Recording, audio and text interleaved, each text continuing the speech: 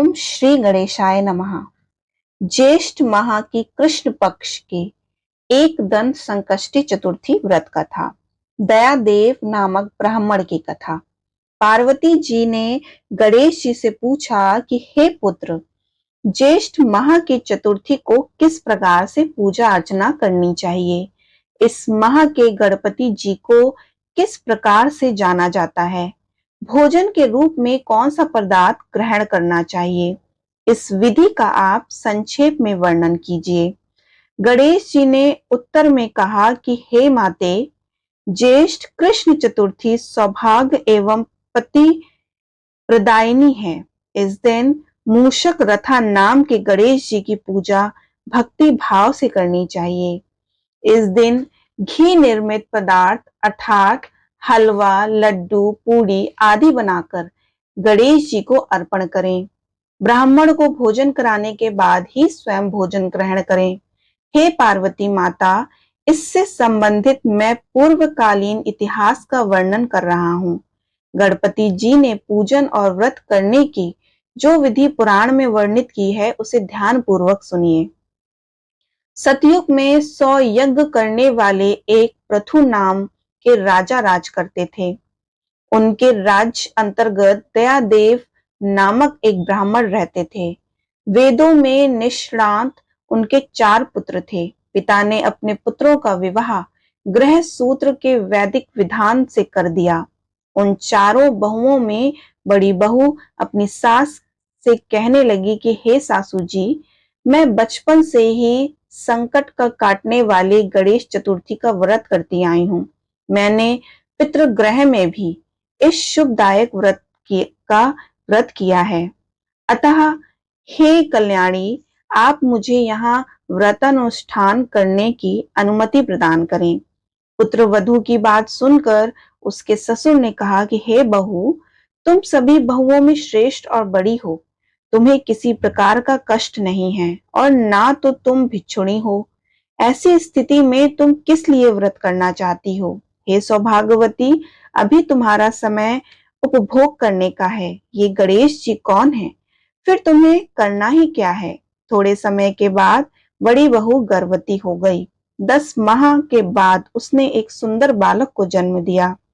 उसकी सास बराबर बहू को व्रत करने का निषेध करने लगी और व्रत छोड़ने के लिए बहू को बाध्य करने लगी। व्रत भंग होने के फलस्वरूप गणेश जी कुछ दिनों में कुपित हो गए और उसके पुत्र के विवाह काल में वर वधु के सुमंगली के समय उसके पुत्र का अपहरण कर लिया। इस अनहोनी घटना से मंडप में हड़कंप मच गया।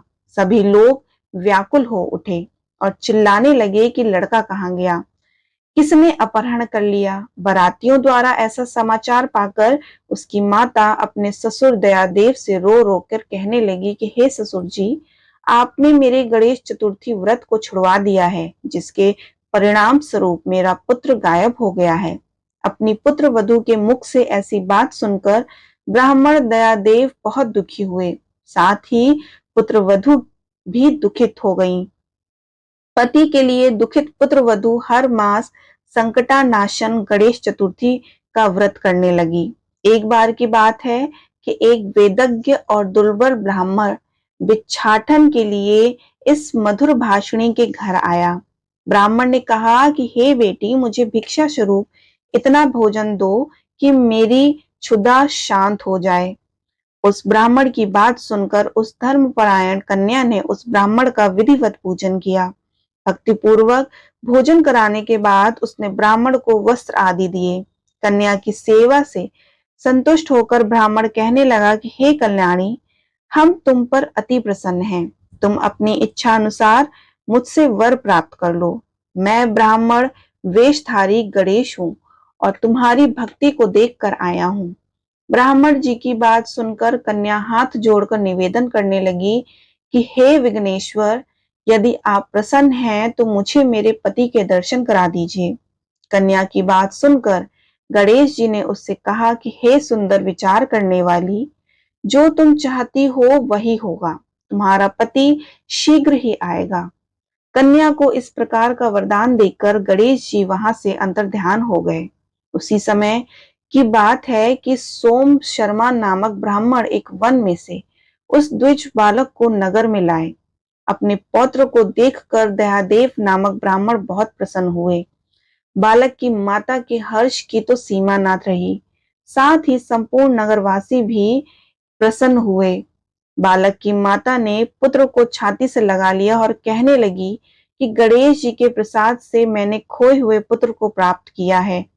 उसे नए वस्त्र आभूषण से अलंकृत किया। दयादेव तो बारंबार सोम शर्मा को प्रणाम करने लगे कि हे द्विजराज, आपकी कृपा से मैंने खोए हुए पुत्र को प्राप्त किया है। खोया हुआ बालक घर में आ गया। सोम शर्मा सुस्वादु भोजन कराकर धोती दुपट्टा से विभूषित करके गाय का दान दिया और मंडप का निर्माण कार्य करके विधि पूर्वक वैवाहिक कार्य संपन्न किया।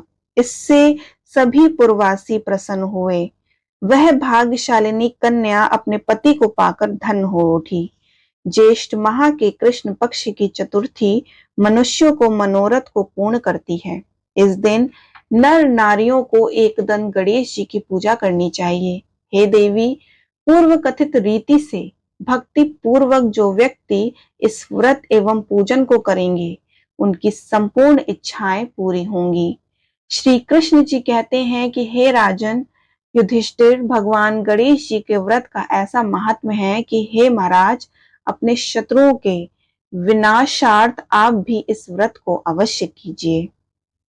हे गणपति भगवान श्री गणेश, हम सदैव ऐसी वाणी सुने जो हमें सुख दे तथा बुराइयों से हमेशा दूर रखे। हमारा जीवन भले कामों में लगाएं। हम सदैव ही भगवान की पूजा अर्चना में लगे रहें तथा बुरी बातों और बुरी आदतों की ओर ले जाने वाली बातों से सदैव ही दूर रहें। हम सदा ही स्वस्थ रहें, जिससे हम भगवान के श्री चरणों में अपना जीवन अर्पित कर सकें। हमारा मन भोग विलासिता को छोड़कर भगवान की सेवा में लगे रहें, जिससे हम हमेशा अच्छे कार्य करते रहें। हमें प्रभु से सदैव ही ऐसी प्रार्थना करनी चाहिए।